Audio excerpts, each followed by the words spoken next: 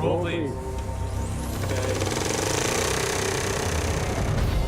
I first was approached about this movie by two of the producers, Whit Godfrey and Isaac Klausner. They just asked me if I was interested in Neil Armstrong, and I wasn't really sure, to be honest, at first, if it was a subject matter I wanted to dive into. 3, 2, 1, maneuver. A few weeks later, I opened up the book, Jim Hanson's biography of Neil, and it just struck me in a way that for some reason hadn't struck me before, just how insane this whole operation really was when you actually look at it at face value.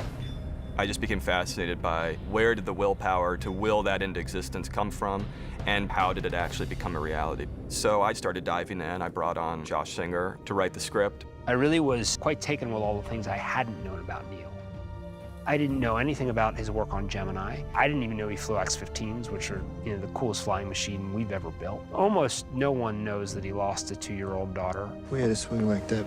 Yeah, Karen loved it. That's your daughter. I talked to Ryan before we even started shooting La La Land. I asked him if he'd be interested in playing Neil in this film. We talked about really trying to replicate the reality of it. He kind of came at it from his own angle, which was less about the mission and more about the man. There was a duality to it that's interesting in a cinematic way. The Armstrongs experienced a tragedy that's unfathomable. Neil's sort of left looking for answers that he can't really find on Earth. That, in a way, kind of became the core of the film, the very sort of inner story of this individual who struggled with tremendous loss on his way to the moon. There's a deeper need for Neil to succeed at this than just to succeed. We're full steam ahead for Apollo. You good with that? Yes, sir.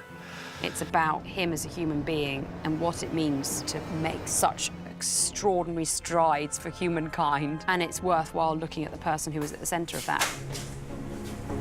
Okay. Very nice. Heading. I've only worked with Damien on La La Land and on this, but in both cases, the style came from the story. Let's do one more like this, and then we'll do one where he walks away. What experience were you trying to create for the audience, And this was about sort of really trying to put the audience in the pilot seat. You grab it off, you just boom, boom, and then take it under and just stick it under your left thigh. I wanted every aspect of the film to feel real and lived in and textural, not just the mission, the sequences, but also the stuff on the ground. We can do this last. You don't need deep for this. A lot of this is shot in real time. Damien wants to shoot it in that way because it means that you're with the characters. Let's go to the next one. And action. You could look at Neil's life and feel like everything was preparing him for this moment. Somehow he was able to balance what he and his family were going through emotionally and still get the job done.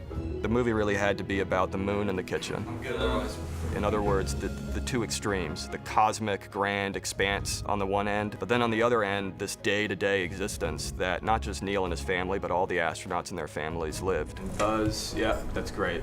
Lock eyes on Ryan for a moment. I think this was a different experience for Damien and I because we felt, and rightfully so, a responsibility to accuracy and to try and honor the people who experienced it so that the audience could experience it that way as well.